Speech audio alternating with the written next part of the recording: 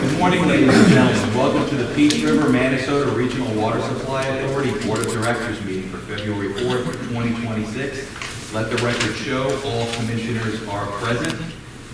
If we can have the invocation given by Commissioner Elton Langford, followed by the pledge.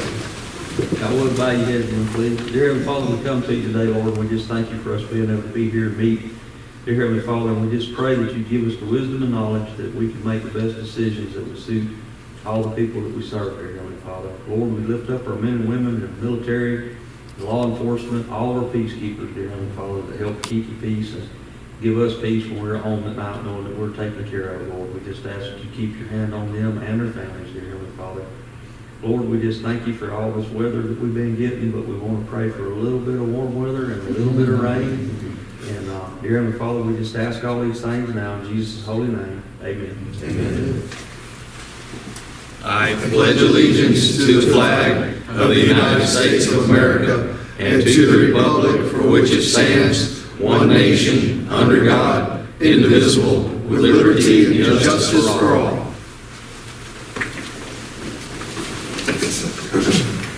Okay, next we have post-county remarks. Mr. Anderson. Thank you, Mr. Chair. Just want to welcome everybody this morning. If you drove in on Kings Highway, you saw that construction's already started. And apologies to DeSoto County, but traffic's not going to get any better for about 3 years. So. I get along on that probably. Right. Hope not. So just want to welcome everybody. As I said before, we're thrilled to have the meeting here once a year and host everybody. If anybody would like a tour of the facilities afterwards, we'd be glad to hook you up with one of the staff and show you around. And with that, welcome. Thank you. Okay, thank you, Mr. Anderson. Next, we have changes to the agenda. Do we have any changes? Mr. Chair, just one change to item 3 that was distributed out to the board members. There's a minor wording change for the motion that Mr. Knowles will cover when he does his presentation. Do I have a motion to approve the changes to the agenda? So moved, Mr. Chair. We have a motion and second to approve the changes. Is there any further discussion? Is there any opposition to the motion? That passes unanimously. We will now move on to public comments. Any individual wishing to address the board on an item on consent or regular agenda, you'll have 3 minutes.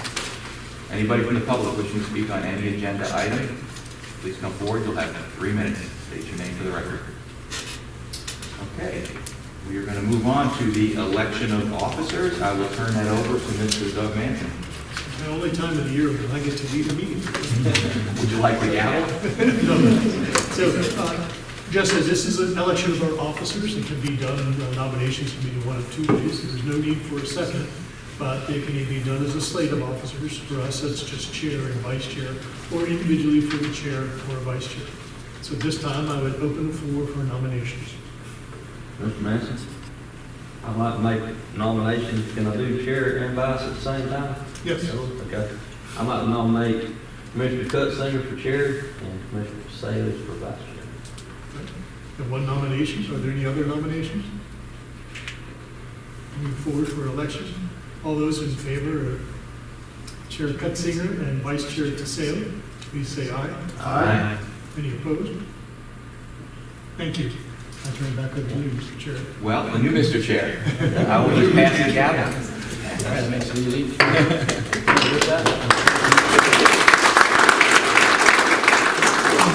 The raise will be in the mail.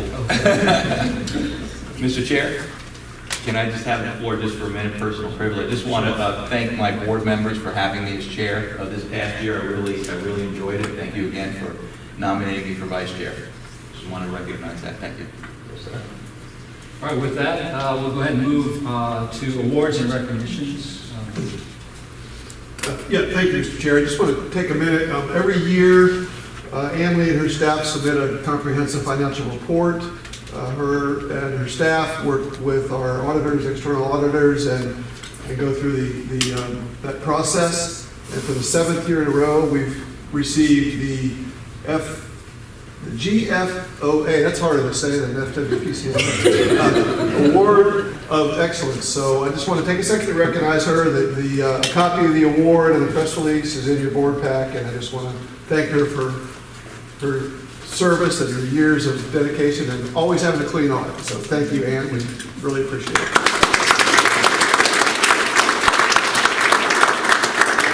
Great, congratulations. All right, moving on to the consent agenda. We have 4 items on the consent agenda. I have not heard from anyone that we're pulling it. Does anyone wish to pull any items on the consent agenda? Mr. Chair, motion to approve consent agenda. Second. So a motion and a second. Any further discussion? Seeing none, go ahead and call the question. All in favor, aye. Aye. Chair votes aye. That moves forward unanimously as well. Moving on to the regular agenda. Item number 1, water supply conditions report.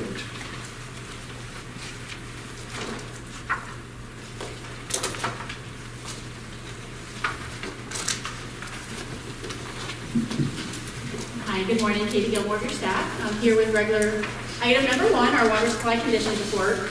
As always, this is for information purposes only, no action is required. So today we'll go over the rainfall, river flow and withdrawals here and storage conditions here at the facility through January 15th of this year. And then we'll move into the regional water supply deliveries for our customers for the month of December. Okay, so first up, the Upper Peace River Basin rainfall. This is the average monthly rainfall for the last 2 years. This graph does go just through the end of December, with the blue dashed line being the historical average monthly rainfall and the green line being the actual rainfall received. So as you can see here, we continue to be below average rain pretty much since about June of last year. Not shown here, but in the month of January, same situation. We received a total of 0.82 inches. That's about 38% of the historical monthly average of 2.18. So looking ahead, the National Weather Service Climate Prediction Center is still predicting below average rain for the next 3-month time period, February, March, and April. They do show now switching over to average rain for the next 3 months for March, April, and May. So we hope that prediction holds. They'll come out with their next predictions in February 15th. All right, so the historical monthly Peace River flow for the last 2 years, and this one goes through January 15th.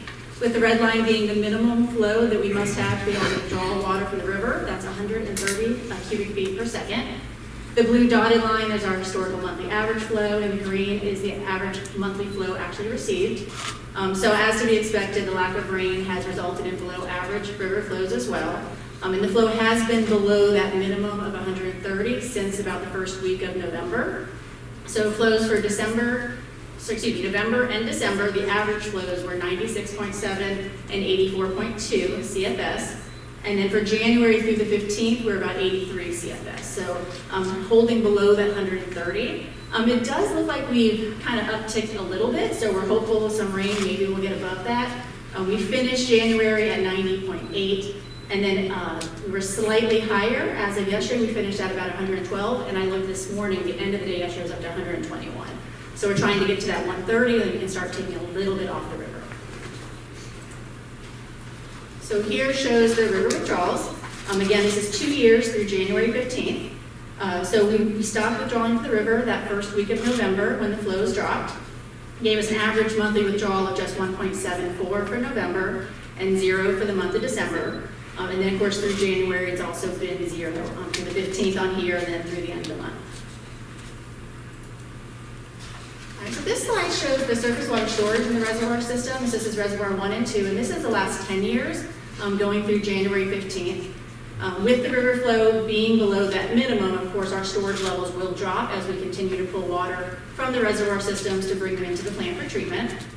So the total surface water storage has decreased to about 4.24 billion gallons in the reservoir system as of January 15th. This value is lower than typical for this time of year. But this graph here, I've expanded to show a 10-year time frame. Normally on this slide, we show you 3 years, but just to kind of get a further look back. So as you can see, the worst year in recent history for lowest storage levels in the reservoir was in 2017. So to compare that year to today, in February, we had about 4.5 billion gallons in storage in February, and it got as low as 2.8 that year, billion gallons in storage before we started to fill back up in the rainy season. And so as of the beginning of this month, we're about 3.82. So we are running a little bit lower than we were that year. And the same for the ASR storage volume. This also shows 10 years through January 15th. with the blue line being the total volume we have stored in the ASR, and the orange line being the usable volume, the amount we actually could pull back up to put into the system. It's about 60% of the total. So as of January 15th, we had 8.3 billion gallons total volume in the system, and this equals about 5 billion gallons in usable. Taking a look to see, updating it for the beginning of this week, we're at about 8.1. So that has dropped. That's because we are using the ASR system. So when the river flow dropped off in the beginning of November, we started pulling water from the ASR into the reservoirs. And then we increased that volume a little bit in January. So right now we're taking about 14 to 15 million gallons per day from the ASR system, putting that in the reservoirs. As we monitor the rainfall and river flow conditions, we may increase that a little more. We can go up some more still on the ASR. And so similar, I've expanded this for 10 years so we can see how this compares. You will see back in 2017, you can see how the ASR drops down lower than typical for the other years, meaning we used more of the ASR that year as well to supplement the surface water storage. That year we did start with a lower volume in storage, about 2 billion gallons, and we had today, and then we also started using ASR a little bit later. So we did start earlier this year at a low volume, just to try and stay ahead as we notice that this drought looks like it's going to persist. So as a reminder how we use ASR, this water gets pulled out of the ASR wells, it goes into our reservoir system, and then back into the plant for full treatment. So using the ASR water helps offset the decrease in the reservoir system because we're not taking water from the river, but we're still pulling from the reservoir into the plants. So right now at about 15 MGD, about half the water we're taking out of the reservoir system for treatment, we're filling back up with ASR, so that slows the decrease in the reservoir. All right, so you can see here the estimated days of supply. This is going through January 15th. This is taking a look at the 4.2 billion gallons in surface water storage and the 5 billion gallons in usable ASR for a total of 9.2 billion gallons. I do apologize, I realized yesterday the graph is correct, but the data label is wrong. That first one on top for the number of storage days at 30 million gallons per day should say 307. And then we also, at that point, we also had about 265 days if we looked at it as a 34.7 MGD, and that's our contractual allocation to our customers. As of this week, as we expected, we continue to pull from the reservoir without adding the full amount back. So the numbers have dropped about 289 and 250 days, whether we look at 30 or 34.7 MGD. So right now we have about 8.5 to 9.5 months of storage in the system, and so that should last us until we start getting rains here, hopefully in the next few months. So our normal rainy season should start in June, July. Okay, so before we get into the production and supply, just want to take a look at what we're seeing in the region. So obviously the dry conditions that we're experiencing in our system are not unique. They continue to persist throughout the entire region. I presented to you in December that at that point the Southwest Florida Water Management District had imposed a phase 1 water shortage order on December 1st. That order didn't impose any additional water restrictions on your customers. It had some requirements from the utility side as far as monitoring and reporting. On January 27th at their governing board meeting, SWFMA did vote to modify that. So it took it from what's called a phase 1 to a modified phase 2 water shortage order. And so they noted in their press release a few different facts. One, that the district as a whole has about a 13-inch rainfall deficit compared to the average annual total. Water levels in the district's water resources are declining, and public water supplies in the Tampa Bay region are lower than expected for this time of year. So all the same things that we're seeing down here. So this new phase 2 will be in effect starting next week, February 8th, and it goes through July 1st. So this one does change water restrictions for your customers.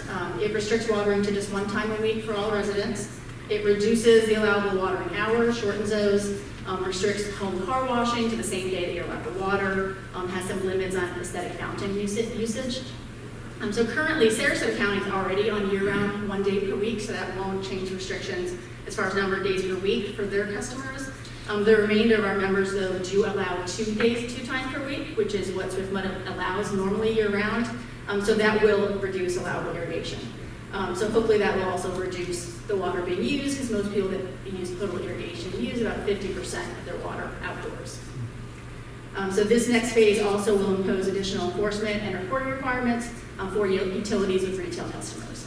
So not for us, but for your customers. So from our perspective, we recommend that we all work together on any sort of regional conservation messaging you guys are interested in, and we're available to help support your staff however you guys would like us to. All right, so moving on to the total regional water production use for December. So the table here shows the authority, member, and customer water supply capacity and production. So as a reminder, our combined regional capacity between the authority and our customers is just over 107 million gallons per day. So in December, we delivered 32.71 MGD to the region, and our members and customers together delivered 60.97. That's a total production of 93.68 million gallons per day. Of that, a little bit over 3 was delivered by Manatee to their non-authority wholesale customers in the town of Longboat Key, city of Palmetto, and the city of Bradenton. Gives the total December demand for authority members and customers of 90.32. That's about 84% of the total capacity. All right, so next, just walking through each of the customers and members. So as a reminder on these slides, the table up top shows you their capacity and how much was used in December, both provided by us and self-supplied by the customer, and the percentages those correlate to. And then the graph on the bottom shows the average annual use for each water year, so that's the period of October 1 through September 30th, with the red bar at the end being a 12-month running annual average, so just the most recent 12 months. So in this case, it's the time period from January 2025 through December 2025. So for Charlotte, they purchased 14.42 MGD from the authority, and they self-supplied 0.85 from Burnt Store, and that's a total of 15.27, or 79% of their total capacity. For DeSoto, they purchased 0.68 MGD and self-supplied 0.31 for a total just under 1 MGD. That's 63% of their capacity. And just a note, DeSoto's allocation did increase to 0.186 this year, so this number on this slide is a little bit different than the ones that were shown during the last fiscal year.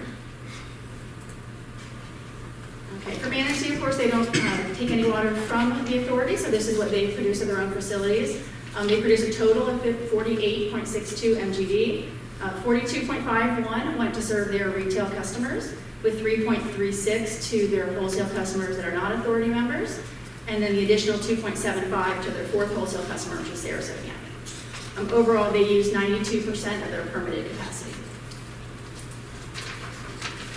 Okay, for Sarasota County, they purchased 15.22 MGD on average from us, and they self-supplied 8.84 from their facility at Carlton, imported 2.78, and that gives them a total use of 26.84, which is 91% of their capacity. And then last up, Northport, they purchased 2.39 from the authority and self-supplied 2.33 from their facilities at Manatee Creek and Welland Park.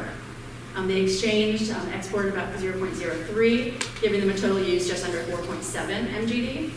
And that's about 57% of their available capacity. All right, so looking at the average annual regional use from water year 2016 to 2025, and the running 12-month annual average. So this is all the regional deliveries to the members and customers, including Manatee wholesale. And so our running 12-month average in December was about 90.87, and that's about 85% of the available capacity. Excuse me.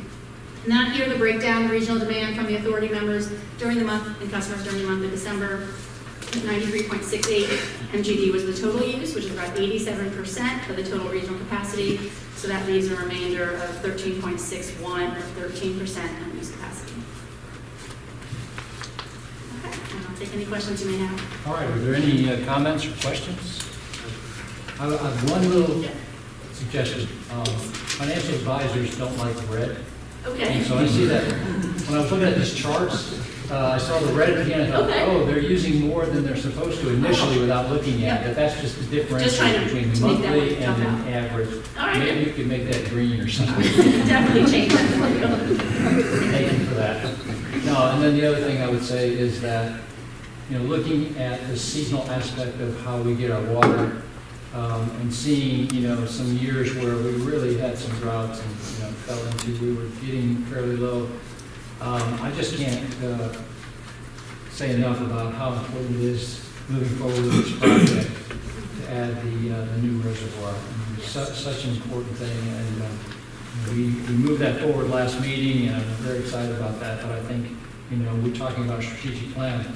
That is our strategic plan right now, is moving forward with that, getting that finished before the fall of 28.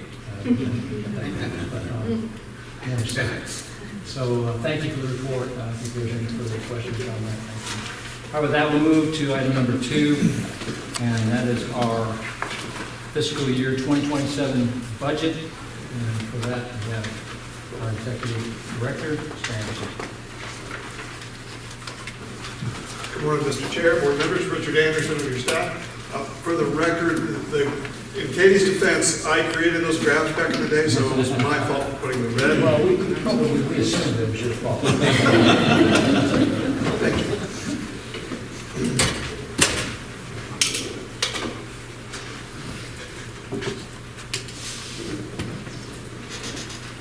All right. It's that time of year again to start the budget process. It seems like we just finished it, but every year, just as you do in your counties, we start the budget process early in the year, and we're starting again this year in 2027. So what I'm going to do is kind of walk through the budget schedule and some budget considerations for 2027, as well as some background on how our budget's established and how the rates and fees are broken down. See, here's the schedule for 2027's budget development. We're starting out today here with the board presentation. We'll spend February putting the budget together, and we'll bring a draft of that to our professional staff meeting so that your staffs can review that at the March 4th professional staff meeting, make any changes that they recommend, and then bring back a draft budget for your review at the April 1st board meeting. At that point, we'll take any of your comments, any suggestions on board, the board has on changes to the budget. After that, we have 2 other professional staff meetings in May and July to receive additional comments from staff on any suggested changes. We also have a June board meeting that if needed, we can bring those changes to you for your review. If there are no changes, we won't have that as an item. But it all leads up to the August 5th board meeting where we will bring back the final budget and the rate resolution for your consideration. Just as a reminder, the authority structure is we are an enterprise fund. We have 2 basic buckets of money. We have the administrative side, which represents about 1% of our budget. That covers the Lakewood Ranch facilities, administration, finance, HR. Then we have the facility side. That's basically everything else. The other 99% of the budget covers the facilities O&M, all the technical services such as engineering, construction, water resources, and also construction services and contract services. What you see here are some of the driving documents that make up the authority and our budget process. Of course, we have the interlocal agreement that was created and amended in 2005. We have the water supply contract, which was recently amended in 2024. That's the 3rd amendment to that agreement. We have a rate resolution that was put forth in 2005 that establishes the process for creating the rates each year and the process for establishing those rates. We also have utility system revenue bonds. Those are a big driver in our budget considerations because there are certain requirements in those documents that we have to fulfill from an O&M standpoint and a financial standpoint. We currently have 3 issuances. We have the 2020 bond, 2024, 2025 that we just did last year, and as you'll hear a little bit later, 2026 will be coming soon. Also, budget policies that were adopted in 2020, and of course our CIP, which is a big driver for the budget in the next few years. And all this is consistent with our 2021 strategic plan, which you'll hear more about also in item 4 today. The authority is contractually obligated to meet your water supply needs. We have current allocations of 34.7. Of course, that is going to be going to 52.7 on the completion of all the construction activities that are occurring now. We always strive to operate in a cost-efficient manner and maintain the infrastructure in a top condition. And always planning for long-term water supply demand is also a big factor, and meeting that bond stability that we talked about a moment ago. all that trying to maintain reasonable water rates. This is a little bit of a deeper dive on the budget process. As I said, we'll bring the tentative budget back to you on April 1st. And then the final public hearing and consideration of the final budget on August 5th, 2026. The rates, fees, and charges, like I said, are adopted by resolution. That includes the water charge to the customers. It also includes a member fee that is paid for by strictly the members, a planning assessment so that we can evaluate future needs, and then an interconnect water charge. And that is a charge that's identified in the budget for non-authority customers. It allows us to sell water to customers that are outside the authority member and customer relationship. That's the number that we're going to be working on this year in the budget to update. It was established in 2014, and we've never had to utilize that number, so we really haven't updated it, but it's time to take a look at that and bring that cost per 1,000 gallons up to today's numbers. So we'll be looking at that as part of, excuse me, as part of the budget process. Just a little bit of a breakdown on our actual rate. As I said, we have a base rate charge and a water use charge. As you can see here in red, the base rate is broken down by debt service and by O&M, which is the fixed O&M component. The average debt service for customers is $1.06. That number does vary based on your participation in projects, so that number is different for each customer. We also have a small amount of funds going into our common benefit program or system-wide benefit projects. And then again, as I said, the fixed O&M, that's a fixed fee, the same number for each customer. And in 2026, that totaled $2.69. Then we have a water use charge, which is based on the actual usage of each customer. And for 2026, that is $1.16. Some of the key items that we're going to be looking at this year is the fixed expenses. We don't see going up. The past couple of years, it's the inflation has been driving the costs up, and we don't see that happening. It's kind of tempered a little bit. So we feel like the expenses are going to go up basically just with the rate of inflation. Power and chemicals, I have that highlighted because the last 4 or 5 years, the chemical companies have not been renewing. They've been seeing large increases on their side of the fence. They haven't been able to renew. This year, we've got 5 of the 9 major chemicals that we use all renewed, so those prices will remain unchanged. We are having to bid for chemicals, so we see that as being maybe a moderate increase this year and not a substantial increase on power and chemicals. FTEs, we added 2 new positions last year. We're evaluating whether we need positions right now. It's possible we don't need to add any positions this year, but we will need to evaluate the workforce and see what we're going to look like after these projects are complete. Are we going to need additional field people to sample? Are we going to need additional operators? So we're going to, we're going to start that process now to evaluate what our needs are going to be in 2 to 3 years.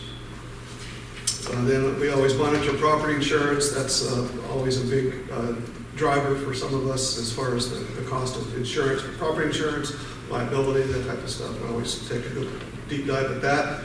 And then contract services. As these projects move forward into construction, we may see a larger need for additional contract services for ancillary things to do with the construction and getting ready for the long-term operation. So we may have to increase some contract services for 2027. And then there's other rate-related expenses. We've got the R&R contribution each year, which is $4.5 million. This year also the DeSoto payment, which was modified with the third amendment of the water supply contract in 2024. The charges for the DeSoto payment will kick in 2027, so those will go up slightly and continue to increase each year for the next 4 or 5 years. And then the other item that may come into play here in 2027, you're going to hear more about it from Mr. Knowles in a few minutes, is the FDOT widening of Kings Highway. They've finally got some funds appropriated to widen at least a portion of it. I think it's 1.1 miles from the county line north. So we have some pipes and infrastructure that may or may not be in the way. We're going to take a look at what we can do to minimize disruptions and minimize moving our pipes. So that may come into play as far as an expense for 2027. Some of the non-rate related expenditures, as I said, we have member contributions, we have a management and planning fee. We also have the reimbursement of the 2015 bond savings, which will be a credit to the customers. And then, of course, the CIP again is driving the 2027 budget. The surface water expansion program, we're finishing up the 3C and 2B pipelines, but those will spill into 2027 with some expenses. So we'll be finishing those up in that fiscal year. As I said, CIP is driving the budget the next 4 or 5 years. As you can see, the dark blue bars are the grant funds that we have to expend. The light blue are funds that we're spending through the bond issuances that we have, authority funds. And as always, we strive to be as cost effective as possible, working with SwiftMud, our partner, on grants and cooperative funding. We've been fairly successful at the state level getting alternative water supplies and appropriations through the Senate and the House. We'll continue to work on that in the coming years to try to trim the expenses of these capital projects. And of course, as I mentioned, we'll be doing borrowing. We did the 2025 borrowing. We expect to do another issuance in late 26, and then the final amount in 2027 to borrow the right amount of funds to finish off these projects. And should we have any issues, we'll continue to use the $100 million line of credit that we extended through 2027. So with that, I'd be happy to answer any questions on the budget process. Okay, do you have questions? Yes. Thank you, Mr. Chair. Yeah, on the non-customer fee schedule, you said it needs to be updated because it wasn't done, I guess. It was last looked at in 2014, I think is what you said. Correct. How many non-customers do we have? We have no non-customers. Okay. Which is why we never updated it. So it has not been an issue in the past. We've not sold water to any non-authority customers. But it is time to look at it. It's quite a bit lower than the rates you are currently paying because it hasn't been updated. It reflects 2014 dollars.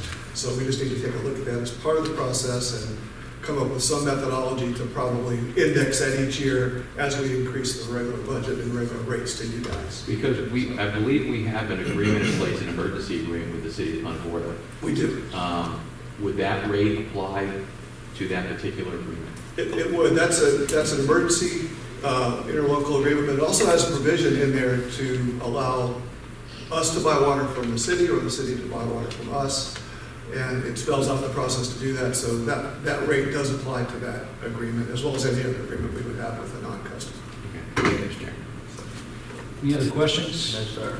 On the FTEs that you're talking about potentially needing. Yes, sir.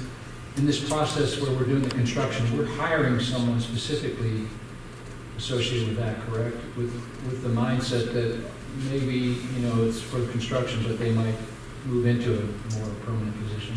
Yes, sir, that's correct. And we actually have already hired somebody, an engineer, a staff engineer that works for Mike, that is assigned solely to the reservoir project, and he's come in and done a great job. But this will be looking forward to that when we get into the operation phase of what we might need, just what the mix of staff looks like. And it may not be adding people, but it may be changing job titles and shuffling the mix, so to speak, of what we need to get the job done. Okay, so thank you. Any further questions? All right, seeing none, thank you for that report. Thank you.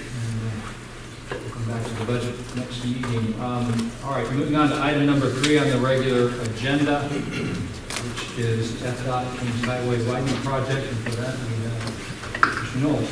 Welcome. Good morning. Good morning, Commissioners. Mike Knowles with Authority Staff, presenting regular agenda item number 3. This is the FDOT Kings Highway widening project presentation. There will be a motion at the conclusion of this presentation for consideration of a design agreement as well as a escrow agreement with FDOT. I'll be discussing the background of the project and what's included in the agreements, as well as the schedule for the project and the scope of our proposed design engineer, Burgess and Knight, and then entertain any questions before going to the motion. So the UDFCA, or Utility Design by FDOT Consultant Agreement, that would be an agreement between the authority in this case and FDOT's pre-approved engineer for utility design work. The focus of that agreement would be to look at the location, the protection, and/or the relocation of utilities within a roadway project limit. And if we enter into that agreement, it's funded through a three-party agreement, which is one of the reasons you guys have changing forms. Is it's been referred to as a third-party agreement, but it's really a three-party agreement. It's the authority, FDOT, and then the design consultant. So if that agreement is entered into, then funds need to be transferred into that three-party escrow agreement. Then later on this year, if there is any construction work identified through that design effort, we could enter into a utility work by highway contractor agreement, which is a UWHCA. What that allows us to do is have the roadway contractor perform the utility portion of the work as well. And again, if we enter into that contract, the funds for construction would be deposited into that three-party escrow. So the project that most of you drove through, the future project site, most of you drove through on the way here today, is about 1.1 miles northeast from the DeSoto County, Charlotte County line. And that ends about right at southwest Glendean Avenue. It's going to take a 2-lane undivided road, make it a 4-lane divided road. The authority has 2 utilities in this area, 24-inch Kings Highway transmission main located on the north side of the road, and that extends throughout the entire roadway project, as well as the 12-inch Lake Susie transmission main, which is about a half mile within the project area. And that's on the south side. So this project has been under the planning phase for quite some time. Project development and environmental study actually started back in 2013 to extend over about 2.5 miles of this entire stretch all the way up to Peace River Road. So that study ended in 2021. They proceeded with design, and now DOT is managing that design and construction of this roadway project, which we are currently in that design phase. Once that phase is done, there is no right-of-way acquisition. The only stormwater pond was DeSoto County property, which is used for the stormwater pond on this project.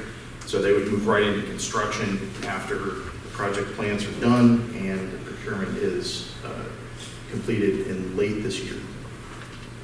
So the schedule, we're here today to consider the design agreement, the UDFCA with DOT, to bring on Burgess and Nyepel to begin looking at our utility in this area and how it relates to that roadway project. We would get an update in April from that design engineer. And then in June, if there is any construction identified within that design plan, we would be considering the UWHCA or the construction agreement with FDOT. And then if we enter into that, the deposit for that agreement would be due by the time our October board comes around. Procurement would start late this year, and then the let date or bid opening is projected to be March 21 of 2027, with construction starting after that.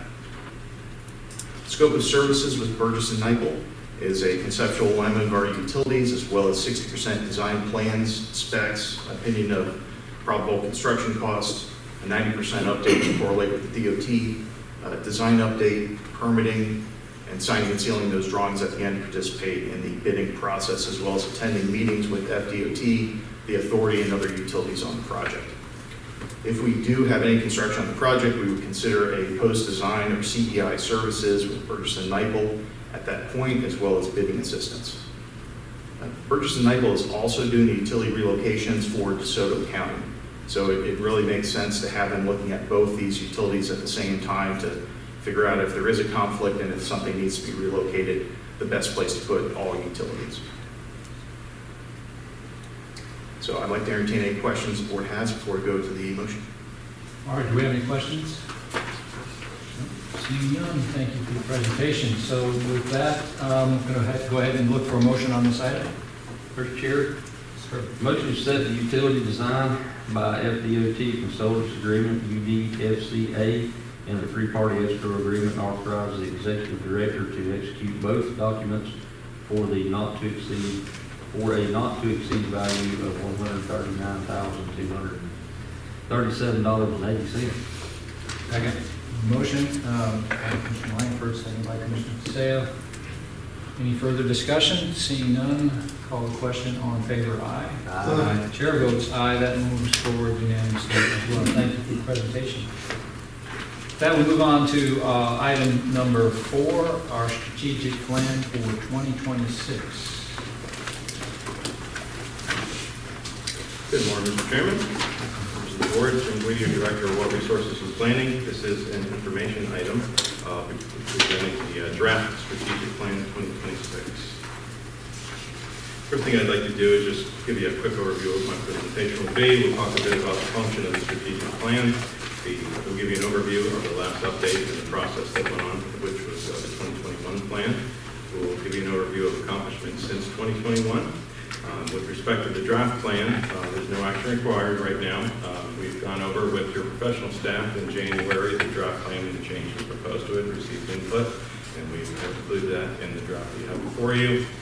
We're looking for your input today, and then we look to finalize it in March and then bring it back to the final document for your approval in April. So first off, the function of the strategic plan and just a quick overview of the 2021 plan.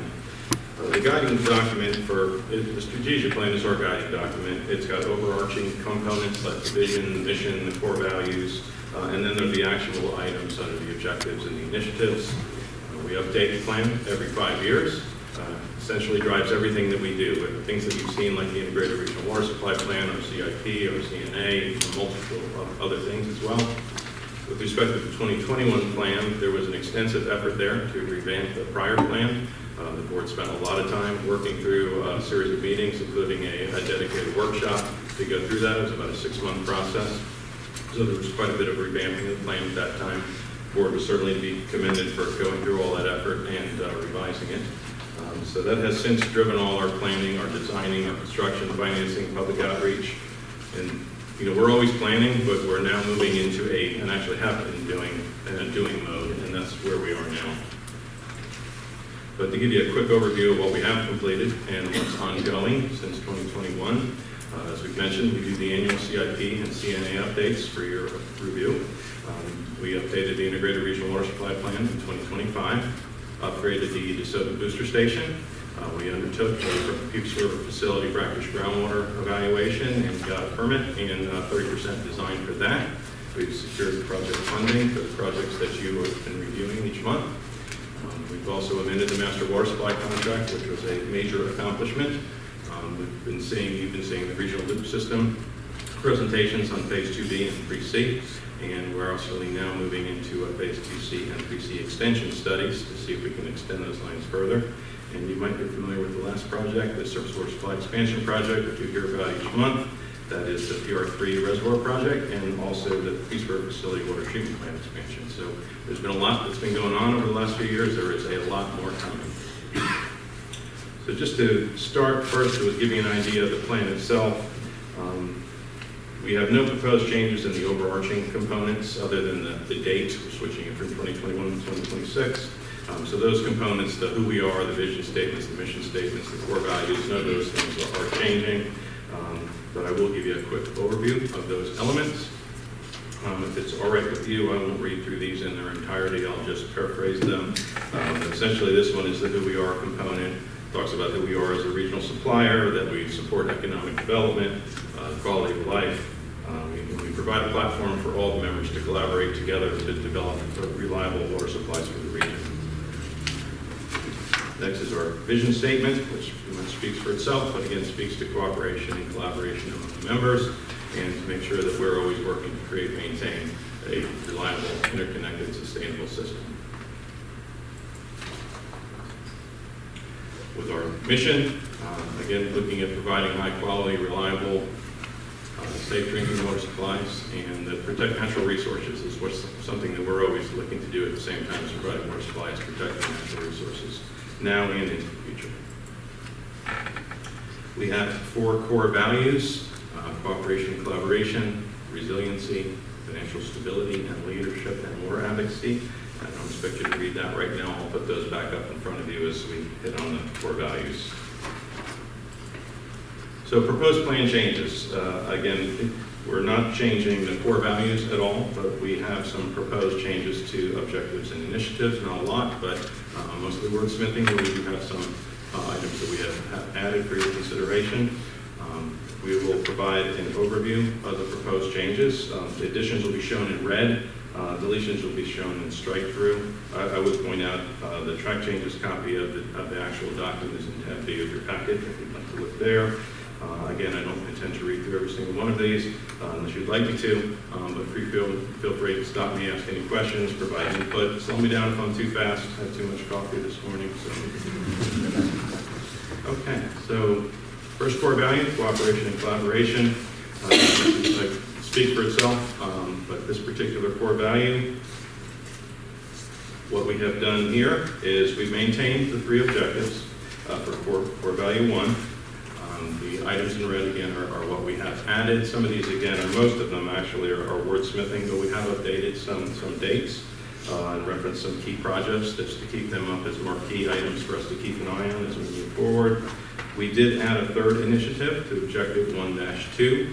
This is something we do all the time, but we thought it was important enough to make sure that we have it explicitly here. It's fundamental to everything we do, which is to continue to review and update your demands and present those to you on a regular basis so that you're aware of the trends in water supply needs. So if there are no questions on this one, I'll move on. Okay, resiliency. Again, we're trying to be environmentally resilient, but also make sure that the supply is resilient, that we're highly connected across the entire region eventually, have diversified supplies, and that we have the ability to adapt as needed to meet water supply needs. So again, for this one, we've maintained 3 objectives for this core value. Again, mostly wordsmithing. At Objective 2-2, we did put in a focus in this one on identifying sources of funding, and then later you will see that we actually have an item that is focused on, okay, what you learn might be available, go get it. So I'll touch on that when we get there under our financial elements. Initiative 3, we did that a little bit more there. I think as you're aware, the Water Management District has been such an economic engine for us in providing funding on the Cooperative Funding Initiative for many, many years. But at this particular time, for the foreseeable future, over the next few years, they will not have as much money. Much of that being due to the Post-Regional Water Cooperative, Tampa Bay Water, and the funding they provided for us. So we're suggesting here that we be focusing on other types of funding and making a very explicit alternative water supply program with the DEP, going to the legislature for appropriations, looking at federal government monies to help us in that regard. Objective 2.3, you'll notice on Initiative 1, we mentioned 2036 rather than 2030. We've always been wanting to work towards an interconnected regional supply across the entire region. Manatee County has recently indicated they may be looking to connect by as early as 2036, so we've added that as the new date. Initiative 2, the board has been very interested in solar power and other ways to look at our energy costs, so we've made some slight edits to that. And then under item 3, and make sure I don't get in trouble with our new chairman here, I will point out that it does say 2029, but that's the entire project, including the Peace River pump station. That actually we don't need as early because we have plenty of capacity right now. But that does include the PR3 water treatment plant components. We are still looking to complete by fall of 2028, as promised by Mike Knowles at the last board meeting. I really appreciate the clarity on that. And going back a couple of pages to Initiative 3, small typo there that I'm sure that Mr. Anderson. We can't take any fault on this one. Wasn't This, yeah, and it was in red. This appropriations from, instead of appropriations form. So I'm sorry, I was trying to move that Very back. much. It's okay, you can look at it in the future. Was it this Just one? needs to say from instead of form, that's all. Oh, okay, thank you. But I would assume that Mr. Anderson had something to do with that. You probably told me to change it, and I did it. Okay. Next, financial stability, obviously extremely important. So we're always looking to maintain our fiscal health, make sure that we're providing cost-effective water supplies that are affordable for the region, that are fair and equitable among all the members.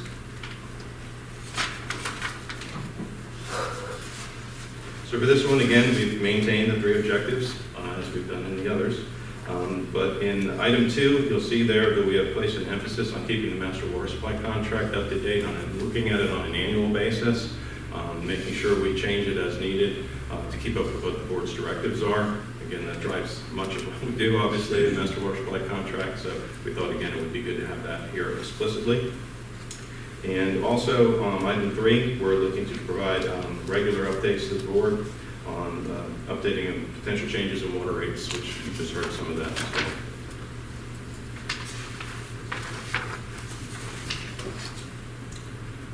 Again, under financial stability, under objective 3-3, this is where I mentioned that we would actually go apply for the monies that we actually identified the opportunity for. So we, again, put it very explicitly here that we're going to seek those out, but we're also going to pursue those dollars as much as we can from all those different potential sources of supply, not just focusing primarily, as we did years ago, more on the water management district, but much more focus on the whole comprehensive set of potential supply of financial opportunities for funding. And then our last core value, leadership and water advocacy. We have added, again, we maintain 3 objectives on this one as well. We have added initiatives too. This goes along with what Mr. Anderson was saying earlier. We need to make sure we have an adequate staff to help us operate and maintain the entire system, being that we're expanding that system, many more miles of pipeline, more treatment plants, et cetera. Just make sure that we're always properly staffed to be able to do that.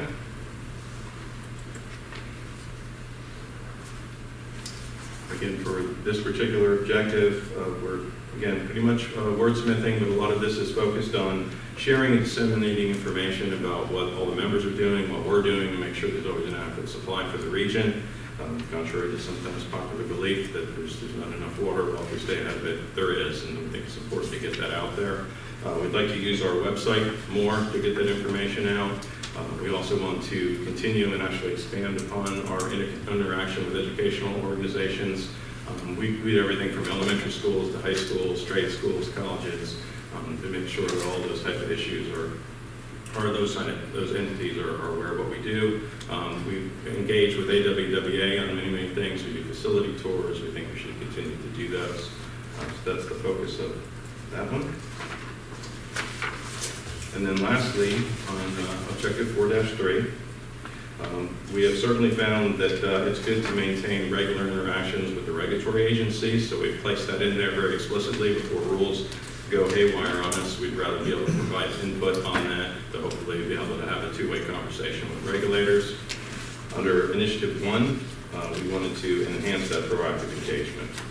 And under Initiative 4, we went ahead and added the explicit types of advocacy efforts that we are currently doing and we propose to continue to do. So working with AWWA, the Associated Metropolitan Water Agencies, which has a lot of advocacy work they do in Washington, D.C., doing the national policy fly-ins, working with, again, the regulatory agencies, EPA, U.S. Army Corps of Engineers, and meeting with our congressional leaders as well. So those are the main changes that we have. I'll take any questions, suggestions, comments, and we'd be happy to take those in and then bring them back to you in April. Okay, any questions, comments, discussion on the board on this? Obviously, the heavy lifting was done in 2021. Great strategic plan, good updates. I particularly like the idea of this engaging with local and regional education organizations. I know we do that, but often I'm talking to folks who have no idea this facility even exists. And so, getting out to the high schools, whatever opportunities to bring people here to the facility, to give them a tour. I know you're doing that, but I'm glad to see it put down in the strategic plan, and whatever we can do to facilitate that is important. I think people need to understand, how fortunate we are to have the facility, but also, that means we need to support it and continue to see it do its great work. So, with that, any other? Go ahead. Yes, thank you, Mr. Chair. You mentioned here that, Initiative 3 on page 18, that you were going to annually update the authority's rate model to forecast cost and rate impact changes for customers and non-customers. And since we don't have any non-customers right now, is there already a process set up in the strategic plan or in a plan where the process and the paperwork to supply a non-customer, is that already in place? Or does that have to be built from I don't know if scratch. there's explicit language. I mean, I think that I would actually look to probably Richard and Doug about that. I think that we would certainly handle each one on an individual basis, but I think that's part of the discussion that we're having is we need to get out ahead of that.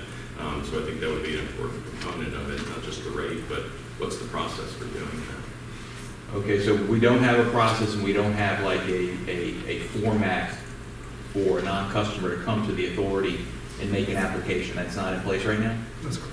It is not in place at this time. We do have a contract, as Mr. Anderson was saying, with Manasota for the ability to supply them with water, and they supply with us. And we do have interconnect agreements for supplying water, but then they just supply it back.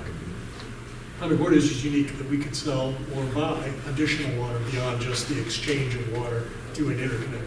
But we do not have a process like a form or a set process on how a non-customer can approach us. We do have a board policy, which the board has set, that if someone within a county, one of our existing members' jurisdiction wanted water, that the board policy at this time would be for them to go to the actual member, and get the water from the member. We might supply additional water to the member, but it would flow through the member. Okay, That's so a policy that can be changed at any time by the board. Mr. Chair, if I may continue. So the member, in this case Charlotte County, would be the pass-through. That's our policy, yes. This contract was executed prior to that policy being there. So for this particular contract with Punta Gorda, it's set that we can sell it directly under that contract to them for the rate that's set, the 2014 rate that's supposed to be updated annually. And that's the only one that's set that way. There's no process or form or any amount of attention that's been paid to that at this point, simply because it was thought it would flow through the counties. So if the city required water, would they be acting under that existing agreement? Then? That we wouldn't need to reinvent the wheel, or they wouldn't? It would just operate through that existing agreement? We would operate under the existing agreement if that was of course, we bring that back to the board. Sure. But we have the ability to do that through the existing agreement, yes. Okay. Thank you, Mr. Chair. But for no other non-customer, there isn't another non-customer potential out there. There's no other contracts like that contract with one. Right. Yeah, I just want to make sure I understand the mechanism, should that request be made, that the existing agreement, would rule how that would happen, and it would come back to the authority for approval. Yes, And the rates would need to be updated, that's right. obviously, from 2014, which is in the plan. Okay. And I'll just indicate one other thing, is members always have preference for supply under the water supply contract. Right. Yeah, we get ours first. That's right. Yeah, I understand that. Yeah, I would imagine that rate needs to be updated. So, all right, anything further? All right, well, thank you for that, the presentation. Looks like some good changes and updates. Thank you. All right, with that, we're going to go ahead and move on to the general counsel's report. Nancy. Yes, I have listed this as a status update because we had a mediation on the acquisition of our last property for the Phase 2B pipeline, which is the Charlotte County pipeline, transmission pipeline. And it was last Tuesday that we held the mediation. The agendas go out before that. We did actually reach a mediated settlement. I had handed out that mediated settlement agreement. This is just to update you on what we did. We'll be bringing before you, when we have time to have it on the agenda for public review and everything, the actual vote for the April 4th meeting to consider and then vote on whether we go forward with mediated settlement. As you may know, for mediation, all that the government can do with staff is we go to the mediations and we agree that we will recommend this to our board. And it's always ultimately up to the board whether or not they accept the mediation in this process. So I'll be bringing that to you on the 4th. We had already deposited $200,000 for the property in the court registry. The take has already occurred. It was a quick take. So the authority owns the property. We can go forward with the construction project on the property. What's left is how much you would pay for the property. Mediated settlement would add an additional $325,000. That's all in. That includes attorney's fees for the lawyer on the other side, plus the engineering and planner fees that were generated in condemnation. As you know, we have to pay the fees for the other side completely. They're experts plus their attorneys. So the total is $525,000 that we'll be recommending at the April 4th meeting, and I'll bring that back to you. I just didn't know whether we'd be settling it, when the agendas had to go out 10 days prior to the meeting. All right, so it has to be on the agenda before we vote on it, so that's. It'll be on the agenda for April 4th for a vote. Okay. Any questions, comments on that? Anything else? Mr. Manson? No. Thank you. All right, with that, we're going to move on to our executive director's report. Thank you, Mr. Chair. I have two items. The first one is in your books. This is a letter that we may or may not need to send to the Army Corps of Engineers. As you know, we're working through the permitting process for the 404 permit, and based on some preliminary review from their legal folks, they sometimes like a letter from the board that states we have the financial capacity to maintain the mitigation in perpetuity. So we've given them all the information they've asked for, but they've come back and said, we're not sure, we may want this letter. And rather than bring it back to you in April and hold the permitting process up, I'm asking for a general consensus of the board to allow the chair to sign a letter should it be needed between now and the April board meeting. And you can see the draft letter in there. It basically says that we provide funding in our budget every year to maintain the equipment and the facilities, and that we are using bond funds to pay for the capital improvements, and basically documenting what we do on a daily basis. So. Okay, I think we're pretty familiar with it, so we don't need a motion on this, just consensus of the board. Do we have consensus? Yes. To approve that, so you have consensus to have that prepared and ready if it's needed. Great. Thank you. My second item, I'd just like to take a moment and recognize someone that's here in the audience. He's been a long-time friend of the authority. He's worked with the authority for probably over 20 years. I don't want to say 25 years, but he's fortunate enough to be retiring. I think his last day officially is tomorrow. This is his last board meeting for the authority, and I just want to recognize Mr. Mike Condren back here. He's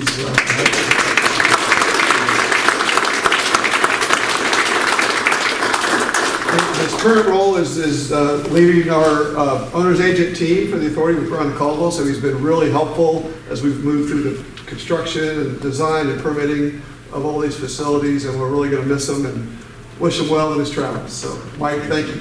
Thank you, Richard. Well, congratulations, sir. Thank you for your service to the community. This has nothing to do with me being nominated as chair.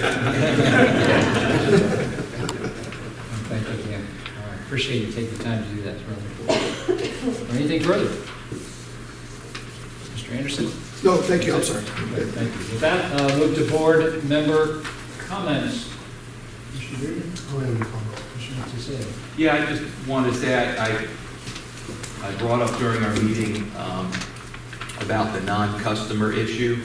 So in case some of you may or may not be aware, but the city of Punta Gorda right now, like us, operate under SWIFT point permits. There's certain times of the year we can't draw from the river. Well, there's certain times of the year they're restricted by their permit.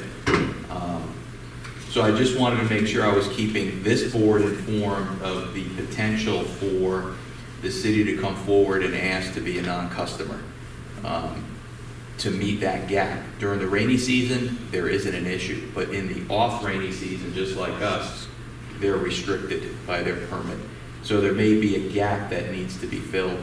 I had a conversation with my county administrator, Hector Flores, and also Mr. Anderson about the issue, the process, what would have to be done. So I just wanted to start having some of those public discussions so you all are aware of potentially maybe if the request comes through officially from City Council to be a non-customer.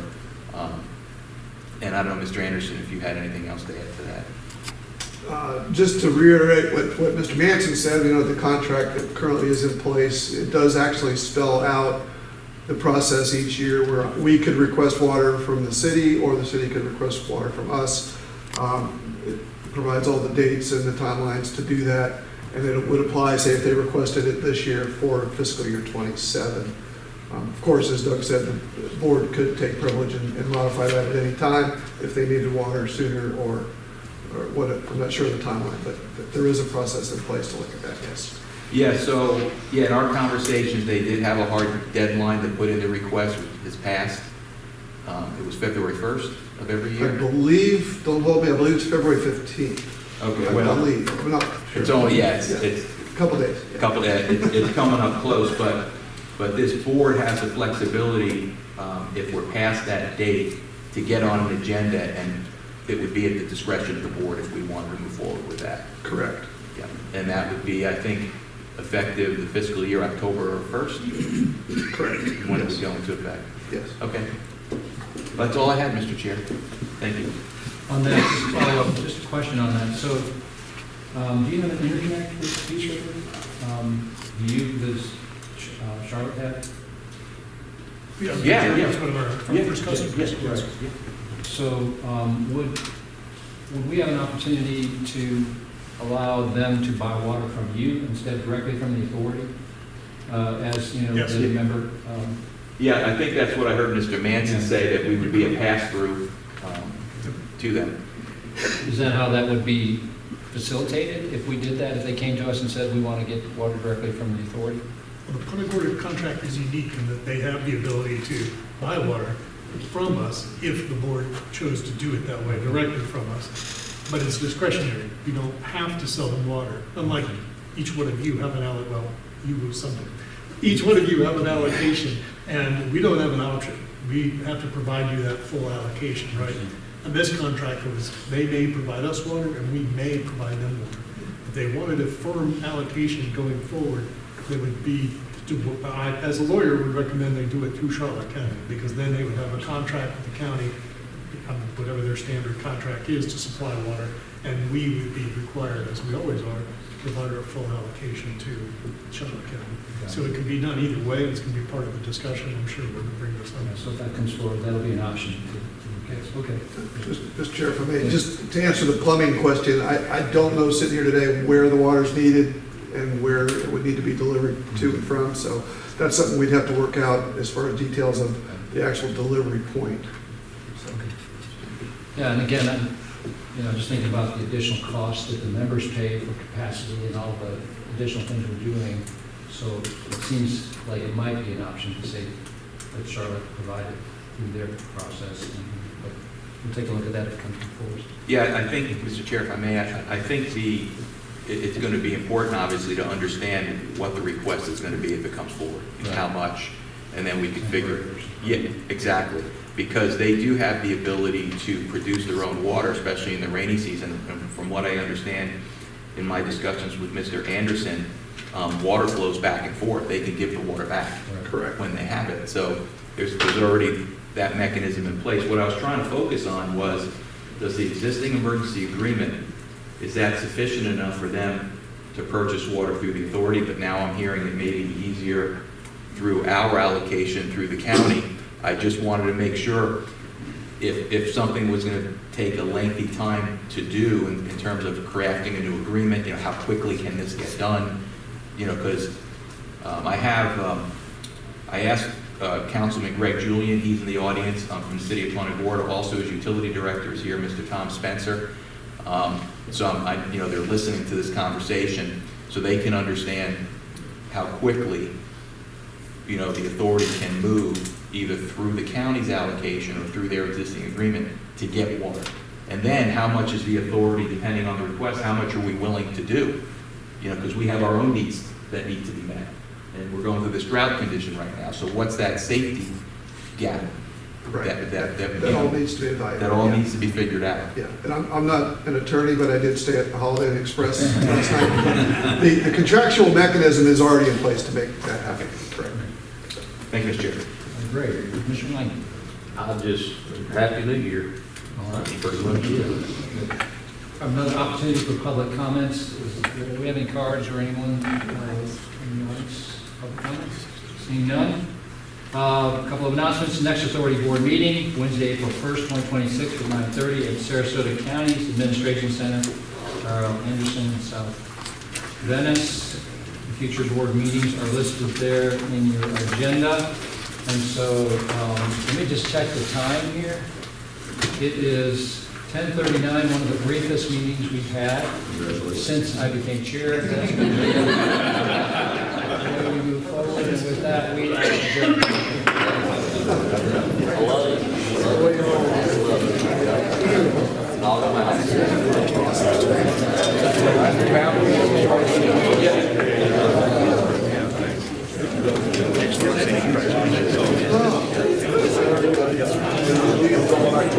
Sure.